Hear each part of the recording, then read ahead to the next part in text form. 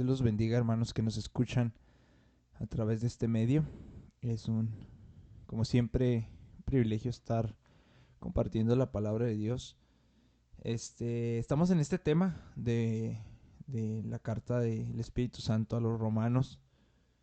Este tema que sin duda alguna todos vivimos, todos experimentamos y todos nos genera de alguna manera un tipo de frustración en nuestra vida cristiana.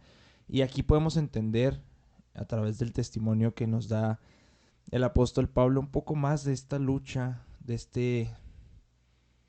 esto que tanto aborrecemos y que tanto conflicto nos causa acerca del pecado que hay en cada uno de nosotros. Eh, Veíamos la semana anterior, si no mal recuerdo, no, hace 2 semanas, eh, el primer lamento, ¿no?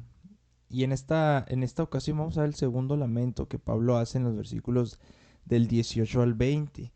Dice, y yo sé que en mí esto es en mi carne, no mora el bien, porque el querer el bien está en mí, pero no el hacerlo. Porque no hago el bien que quiero, sino el mal que no quiero, eso hago. Y si hago lo que no quiero, ya no lo hago yo, sino el pecado que mora en mí.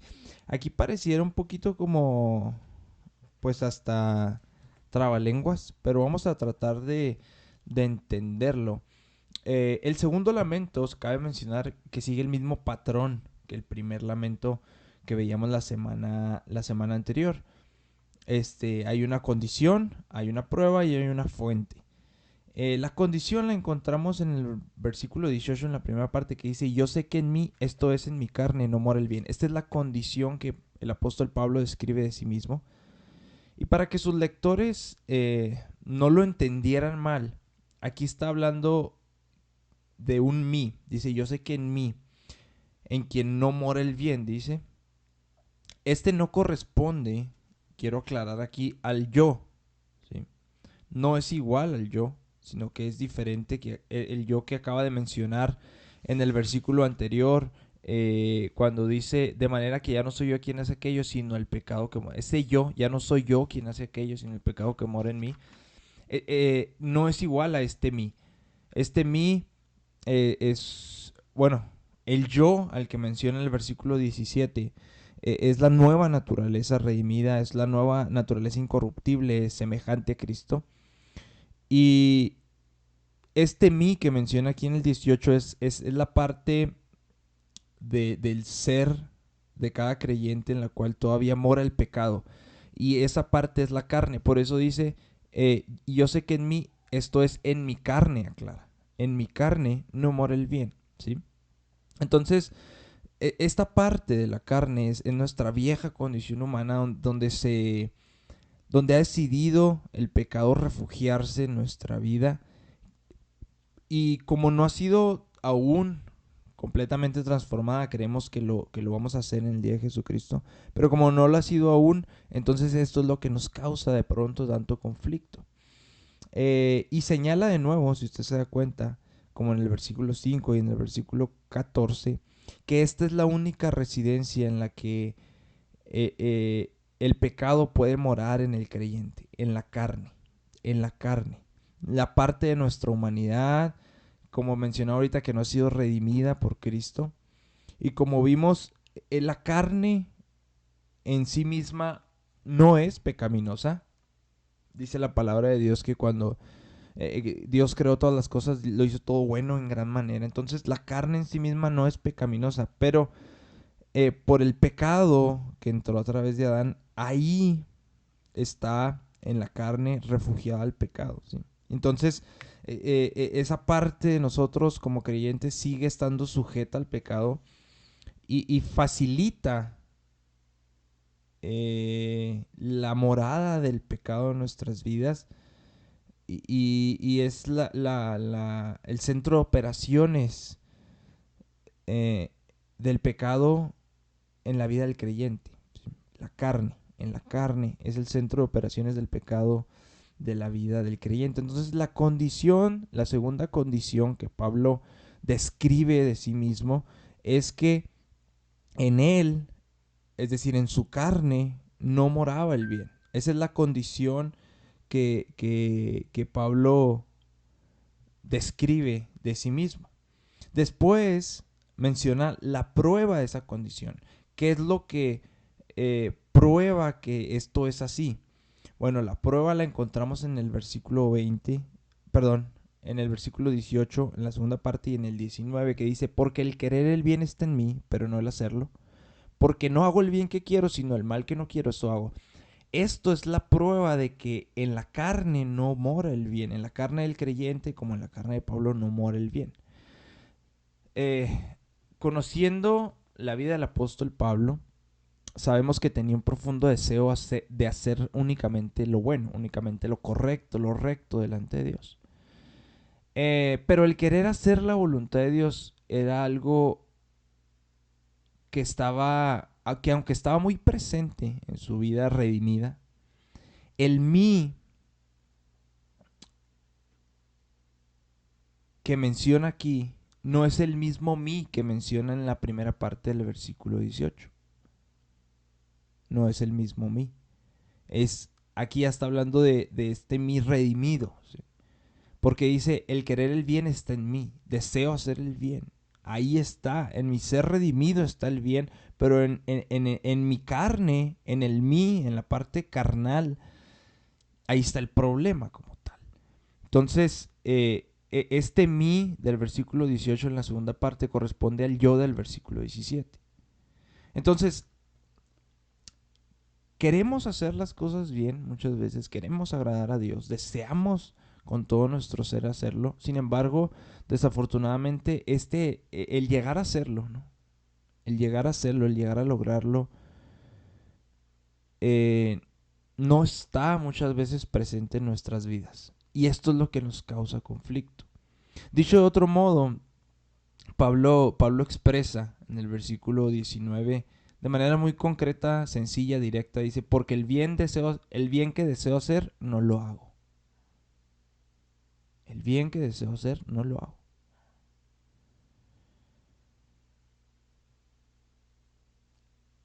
Esto no significa que Pablo o que el creyente en sí fuese incapaz de hacer algún bien, que fuera una persona completamente mala, una persona completamente incapaz de hacer algo correcto. Lo que él está diciendo es que el creyente, el ser humano, el creyente, Pablo mismo en este momento, es incapaz de cumplir cabalmente los requisitos de la perfecta, santa, buena, justa ley de Dios. Por eso en Filipenses 3, versículos del 12 al 14, Pablo dice, no que ya sea perfecto, no soy perfecto, sino que prosigo, dice, para ver si logro asir aquello para lo cual fui también nacido por Cristo Jesús. Dice, hermanos, yo mismo no pretendo haberlo ya alcanzado, pero una cosa hago, olvidando ciertamente lo que queda atrás y extendiéndome a lo que está delante, prosigo a la meta, al premio del supremo llamamiento de Dios en Cristo Jesús. La imposibilidad del hombre es cumplir cabalmente los requisitos de la ley perfecta de Dios. Es imposible. Pero a medida de que el creyente crece en su vida espiritual, nos vamos a dar cuenta que es inevitable que tengamos un odio incrementado hacia el pecado y un amor que crece cada día más por la justicia. Y a medida que incrementamos este deseo por la santidad, también vamos a incrementar la sensibilidad, la antipatía, el odio, el desprecio hacia el pecado.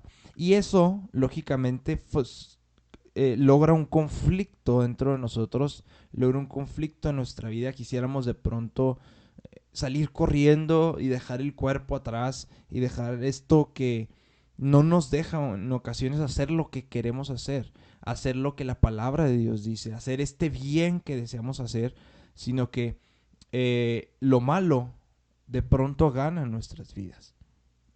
Ahora, el otro lado de la situación problemática, dice Pablo aquí, es que no hago el bien que quiero, sino el mal que no quiero, eso hago. Aquí es importante entender que esta lucha interna con el pecado no la logra experimentar el creyente inmaduro, mucho menos el incrédulo.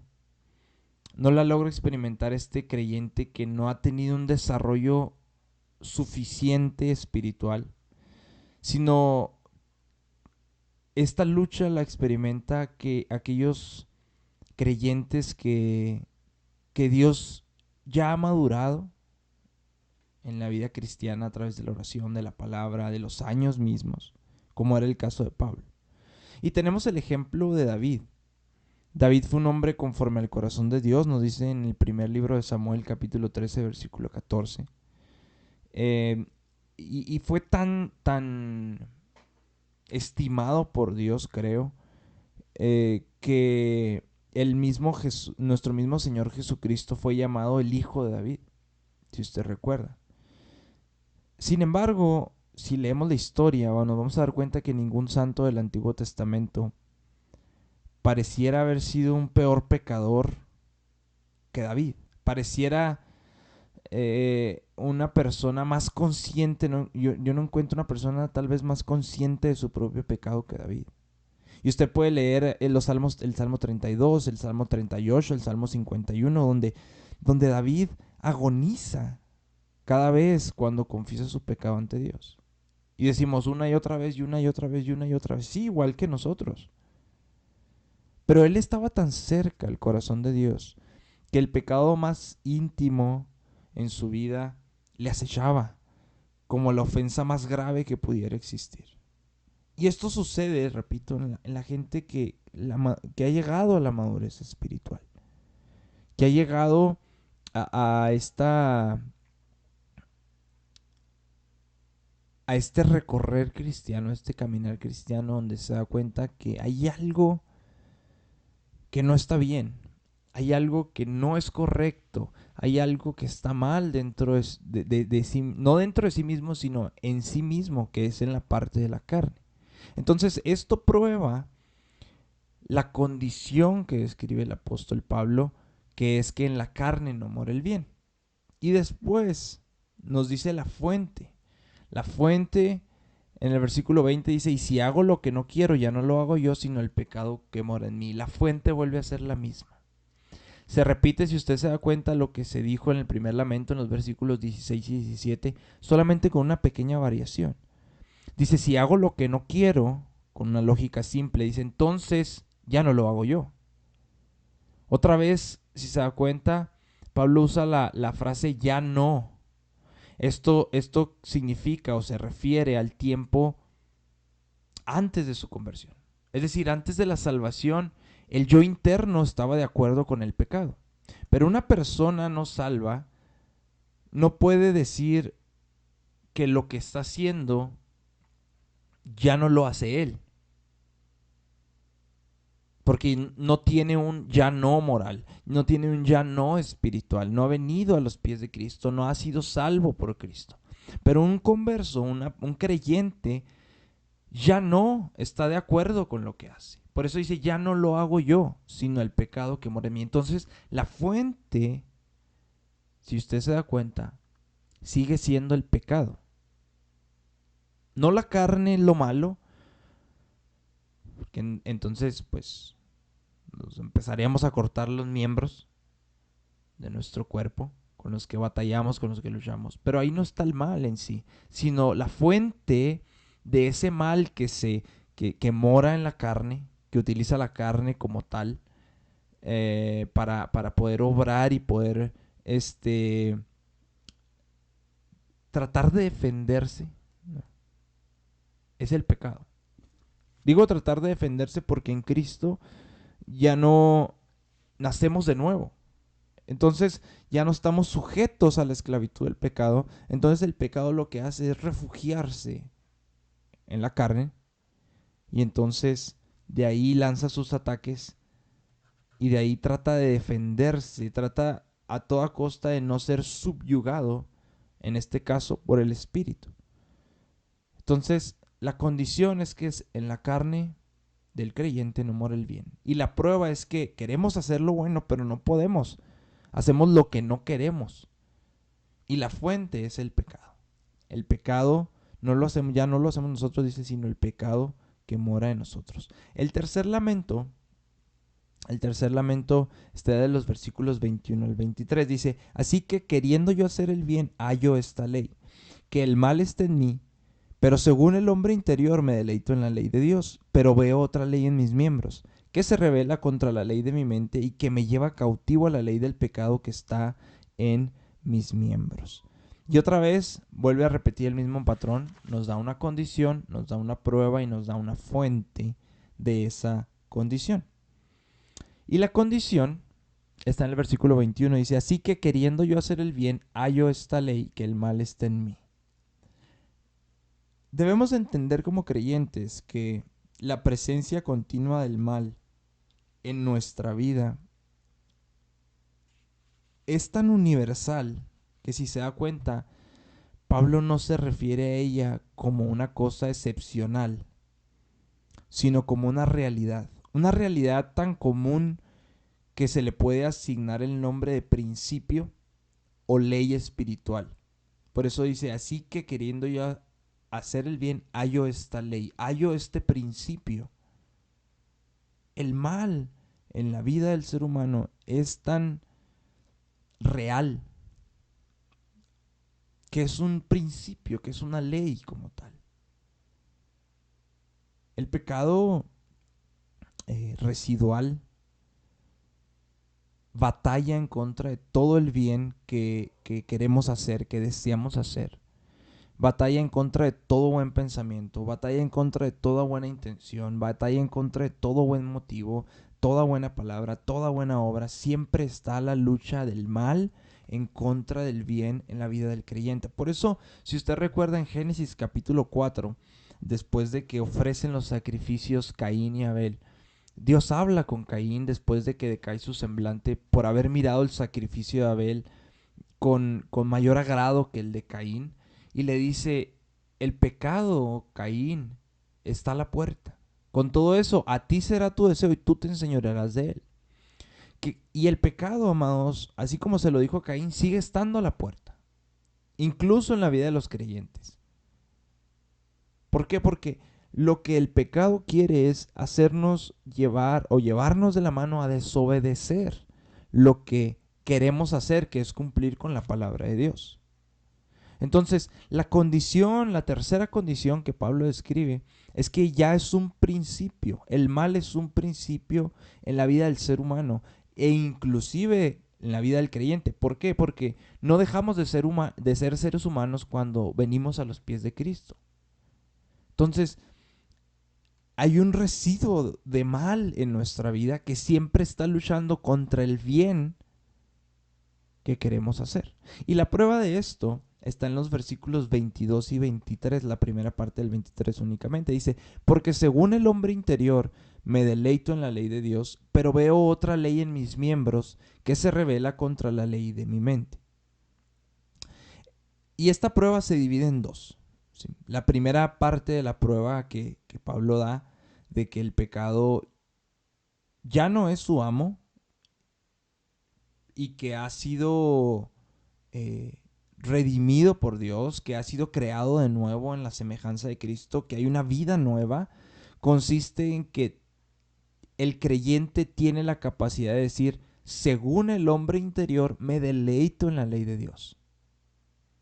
En otras palabras, el hombre interior, justificado, salvo, redimido,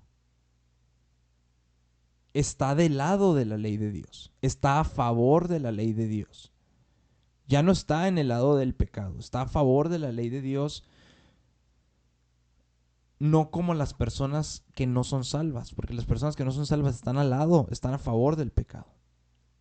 Pero el creyente está al lado y a favor, repito, de la ley de Dios. El Salmo 119 ofrece muchos paralelos asombrosos a esto que acabamos de mencionar. Una y otra vez, de diversas maneras, el salmista alaba, exalta al Señor, exalta su palabra, exalta la ley de Dios como tal. Por ejemplo, en el versículo 14, 119, 14 dice, me he gozado en el camino de tus testimonios más que de toda riqueza. En el 47, por ejemplo, dice, me regocijaré en tus mandamientos, los cuales he amado. En el 77 dice, tu ley es mi delicia. En el 105, no lo sabemos de memoria, tal vez dice, lámpara es a mis pies tu palabra y lumbrera a mi camino. El 140, este es uno de los que más paralelismo tiene, dice, sumamente pura es tu palabra y la ama tu siervo. Siempre, amados, ha sido cierto para la persona piadosa que ha nacido de nuevo, que en la ley de Jehová está su delicia, como dice el Salmo 1:2. El hombre interior, entonces, de Pablo como de cualquier creyente, en lo más profundo de su persona redimida, en lo más profundo de su corazón, tiene hambre y sed de justicia. Busca primero el reino de Dios y su justicia, como nos enseñó nuestro Señor Jesucristo. Y como dijo Pablo en 2 Corintios 4:16, dice, aunque nuestro hombre exterior se va desgastando, el interior no obstante se renueva de día en día. Si usted se recuerda una de las oraciones que Pablo hacía por una de las iglesias, específicamente la iglesia de Éfeso, él oraba a Dios y decía que los efesios, fueran fortalecidos con poder en el hombre interior por su espíritu. Esto lo puede encontrar en Efesios 3:16. Entonces, hay una prueba de una vida nueva, una prueba que hay un querer hacer el bien, pero que hay una ley que se opone, que es el mal. Y esta prueba se divide en dos. La primera parte ya la vimos, la segunda parte de esta prueba que Pablo presenta, de que el pecado ya no es el amo del creyente, de que el pecado ya no manda en la vida del creyente, sino que ha sido redimido por Dios esta persona, que ha sido hecha conforme a la semejanza de Cristo. Esta segunda parte involucra un principio que corresponde, pero que es opuesto. Y dice, y habla de otra ley. Dice, pero veo otra ley en mis miembros.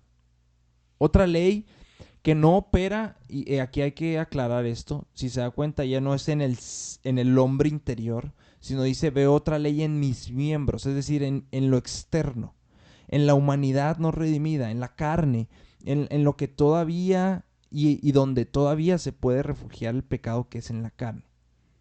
Este principio opuesto se revela, dice, de manera continua contra la ley de la mente. Es algo que se refugia en lo externo y se revela contra lo interno del creyente. Aquí el término mente corresponde al hombre interior del versículo del versículo número 22. ¿Sí? La palabra mente corresponde al versículo 22 cuando habla del hombre interior. Aquí Pablo no está hablando de una dicotomía entre la mente y el cuerpo. No está hablando de que lo espiritual es bueno y lo físico, lo material, la carne inclusive es mala. Simplemente está haciendo un contraste entre nuestro ser interior que ha sido redimido, la nueva criatura redimida, con la carne. Este viejo hombre que permanece con cada uno de nosotros hasta que recibamos nuestro cuerpo glorificado, que es la promesa que tenemos en Romanos capítulo 8, versículo 23. Entonces, no se está diciendo que la mente sea siempre espiritual y que el cuerpo sea siempre pecaminoso. De hecho, si usted se da cuenta, trágicamente, ¿verdad? Habla de que el principio carnal que menosprecia la ley de la mente tiene una consecuencia. Dice que lo hace temporalmente cautivo a la ley del pecado que está en sus miembros. Esa es la consecuencia. Una cautividad temporal a los miembros, donde se refugia el pecado. Y como se explica en el capítulo 8, y lo vamos a ver la próxima semana ya con el favor de Dios, esto no se puede aplicar a un incrédulo. Porque el incrédulo, tanto en su mente como en su carne, hay enemistad contra Dios. Los incrédulos no quieren, no desean, no les interesa, no buscan, no se agradan de agradar a Dios, valga la redundancia. Y aún si quisieran hacerlo, no pueden hacerlo. Usted puede leer Romanos 8:8 y usted se va a dar cuenta que es imposible para un incrédulo querer agradar a Dios inclusive con su mente. No lo busca hacer porque tanto su hombre interior o su mente como su carne están sumergidos en el pecado. Y entonces podemos encontrar en el Salmo 119 también un paralelismo, pero aquí en el lado negativo. Y me refiero al lado negativo con esta relación a la lucha constante que tenemos como creyentes con el pecado, que aborrecemos y que anhelamos ser libertados de una vez por todas. Y como los creyentes de todas las épocas, el salmista en ocasiones se ve plagado por estas fuerzas del mal, por esta ley de mal que hay en nuestros miembros, que hay en nuestra parte externa. Gente mala que son enemigos de Dios, que son enemigos de nuestro propio ser interno. Dice el Salmo 119:40, por ejemplo, dice: quebrantada está mi alma de desear tus juicios en todo tiempo. En el versículo 25 se lamentaba el salmista y decía: abatida hasta el polvo está mi alma. En el versículo 71 dice: bueno me es haber sido humillado para que aprenda tus estatutos. En repetidas ocasiones, si usted lee el Salmo 119, hay una rogativa a Dios para que lo vivifique. Por ejemplo, en el versículo 25, en el versículo 88, en el versículo 107, 149, 154. Y con una profunda humildad, que creo yo debe ser la característica número uno de un creyente maduro. En el 176, que es el último versículo, termina confesando, dice: yo anduve errante como oveja extraviada. Busca a tu siervo, porque no me he olvidado de tus mandamientos. Entonces, esta es la prueba de que queremos hacer el bien, pero encontramos una ley en nuestros miembros que se opone a la ley de nuestra mente que quiere hacer lo correcto. Y la fuente de este problema o esta problemática la encontramos en el versículo 23, en la última parte. Dice: y que me lleva cautivo a la ley del pecado que está en mis miembros. Como ya se mencionó en la primera parte del versículo 23, la fuente del pecado ya no es el hombre interior, porque el hombre interior ya ha sido redimido, ya ha sido y está siendo santificado y perfeccionado como tal. Entonces, como todos los creyentes, mientras nos encontremos en esta vida terrenal, vamos a encontrarnos con que en ocasiones somos cautivos a la ley del pecado. ¿Cuál es esta ley del pecado? Es la ley de la que habla en el versículo número 21, y 22, esta ley que está en los miembros, este principio de mal. En ocasiones nos vamos a ver cautivos a ello, porque todavía está el mal presente en nuestros miembros. Ya no está en nuestro ser interior, esa es la buena noticia. Está en nuestros miembros, está en nuestro cuerpo, en el viejo hombre. Por eso Pablo instaba a varias de las iglesias y decía: dejen las vestiduras del viejo hombre y revístanse del nuevo hombre. Eso es algo que tenemos que estar haciendo constantemente. Y hablaba de la transformación, de la renovación de nuestro entendimiento en el capítulo 12 de Romanos. Ahora, esto nos podría surgir o nos podría llevarnos a una duda. Entonces, ¿nuestra salvación es imperfecta? No. La salvación que Dios nos ha dado por gracia a través de la fe en Jesucristo ni es imperfecta ni es deficiente. Desde el momento en que recibimos a nuestro Señor Jesucristo y lo reconocemos como Señor y Salvador en nuestra vida, somos aceptos completamente por Dios y estamos listos para encontrarnos con Él. Pero mientras permanecemos en esta carrera de la vida y permanecemos en nuestro cuerpo mortal, ahí está presente nuestra vieja condición humana, ahí está presente nuestra condición no redimida. ahí está presente la tentación, ahí está presente el pecado. Segunda de Corintios 10, 3 y 4 dice, pues aunque andamos en la carne, no militamos según la carne. Y aquí esto se lo está explicando una iglesia que eran inmaduros espiritualmente, que seguían siendo muy carnales, y le dice, porque las armas de nuestra milicia no son carnales, sino poderosas en Dios para la destrucción de fortalezas. En otras palabras, aunque un cristiano no pueda evitar vivir en la carne, porque no podemos salirnos de este cuerpo por más que quisiéramos, debemos evitar andar según la carne. Debemos de evitar andar en los hábitos pecaminosos de la carne. Debemos, con el hombre interior, someter al hombre exterior, por así decirlo. Aquel hombre interior que ya ha sido redimido, que ya ha sido salvo, que ya ha sido cambiado, que ya ha sido transformado, que va a ser perfeccionado. Debemos someter al hombre exterior que está expectante, que está esperando a ser glorificado juntamente.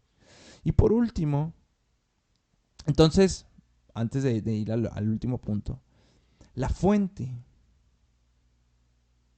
sigue siendo el pecado. Sigue siendo el pecado. Y por último hay un lamento final. En el versículos 24, versículo 25 dice, miserable de mí, ¿quién me librará de este cuerpo de muerte? Gracias doy a Dios por Jesucristo, Señor nuestro. Así que yo mismo con la mente sirvo a la ley de Dios, mas con la carne a la ley del pecado. El lamento final de Pablo, si usted se da cuenta, es más intenso que los demás. E inicia con unas palabras de frustración, un poco a lo mejor de angustia, de dolor, de desesperación, y dice, miserable de mí. Se describe a sí mismo de esta manera en términos tan negativos por la frustración que hay, que creo que todos hemos experimentado, pero muchos comentaristas, hago un paréntesis aquí, porque muchos comentaristas creen que no está hablando de un cristiano, o mucho menos de él mismo, porque cómo se va a poner ese adjetivo a sí mismo, cómo va a poner ese adjetivo a un creyente. Dice, si Pablo está hablando de sí mismo,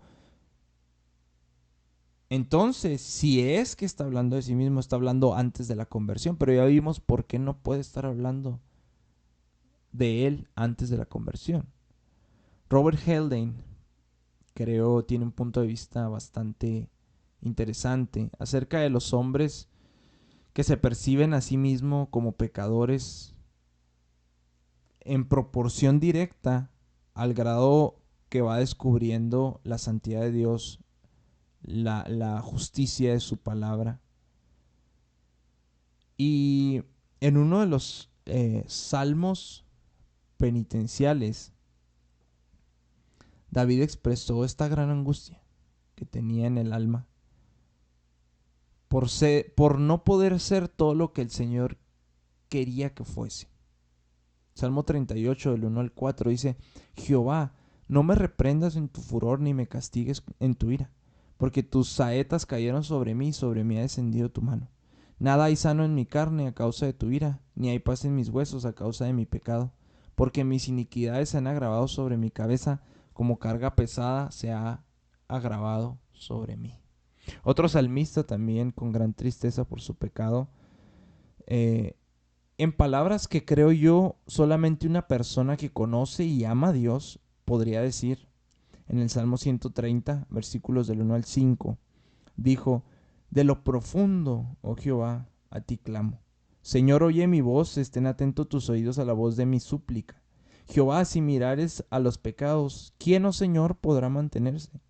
Pero en ti hay perdón para que sea reverenciado. Esperé yo a Jehová, esperó mi alma, en su palabra he esperado. Pablo, después de expresar esta frustración, pasa a hacer una pregunta que la respuesta él la conocía. La conocía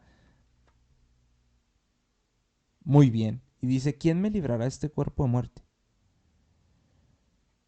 Y si usted se da cuenta, deja en claro otra vez la causa de su frustración, la causa de su tormento, que es el cuerpo de muerte. en el que tenía que vivir temporalmente.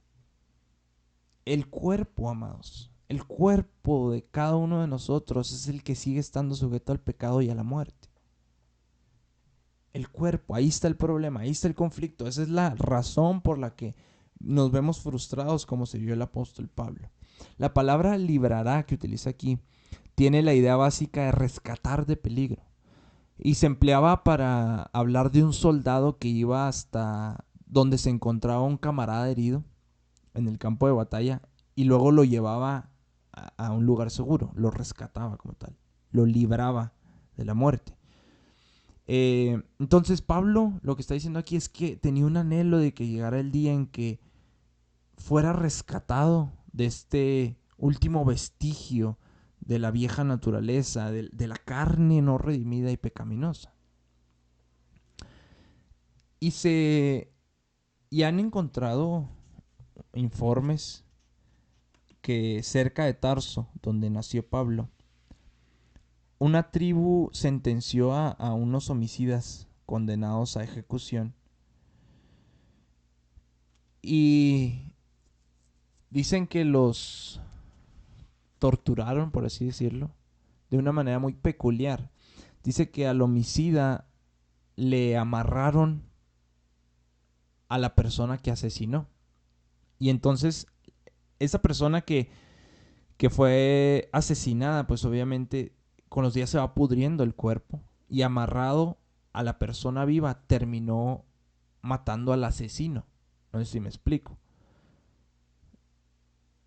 Terminó el asesino siendo asesinado por el que asesinó, por la putrefacción de la persona que ya había asesinado. Lo terminó infectando y terminó matándole. Y algunos creen que esto era lo que Pablo tenía en mente cuando hablaba de un cuerpo de muerte. Imagínese usted tener amarrado a nosotros.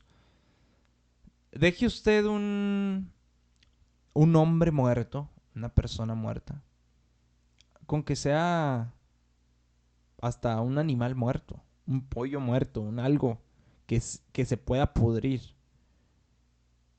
Sería algo que afectaría a la larga nuestra vida.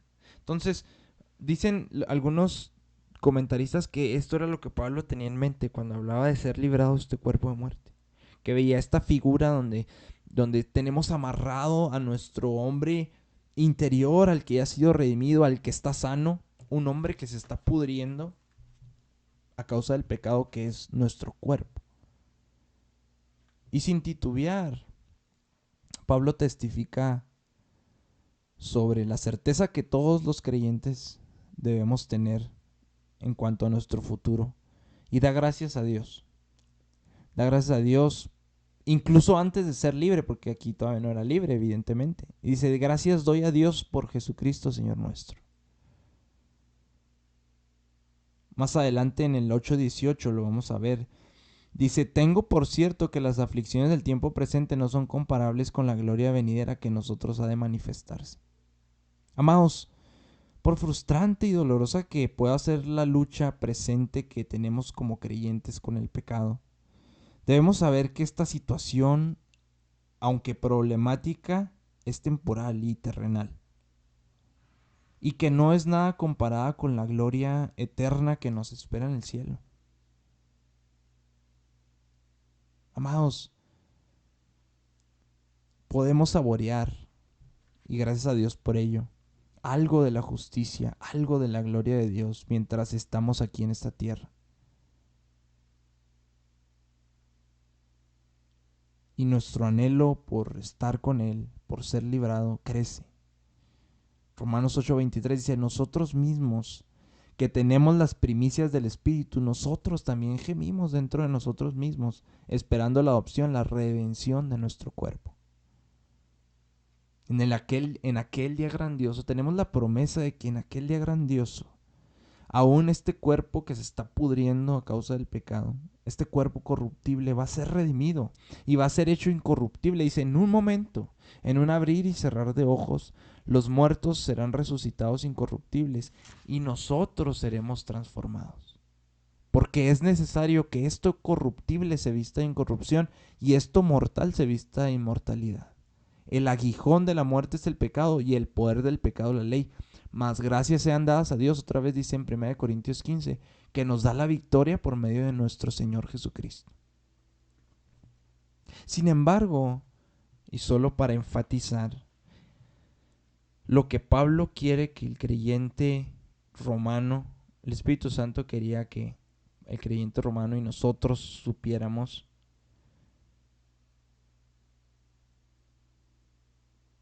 no está hablando aquí de la liberación futura que vamos a tener con respecto a la presencia del pecado en nuestra carne. Está hablando del conflicto del creyente en la actualidad, que todo hijo de Dios tiene, que todo hijo de Dios que ha madurado espiritualmente y se ha dado cuenta de la grandeza, de la santidad, de la pureza, de la diafanía de Dios, tiene. Y por lo tanto termina con una síntesis de esta lucha terrible que tenemos, de este conflicto interminable hasta que venga nuestro Señor Jesucristo, nos llame a su presencia, vamos a tener, dice, así que yo mismo con la mente sirvo a la ley de Dios, mas con la carne a la ley del pecado. Hay un poema que dice, oh, si un nuevo hombre se levantara dentro de mí, para que el que ahora soy dejara de existir.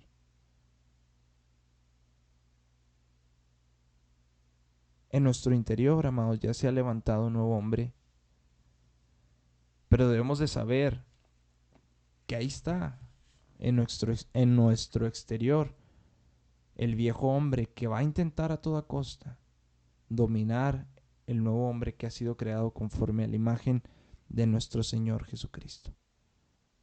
Este fue el tema, el creyente y el pecado que mora en él. Dios los bendiga.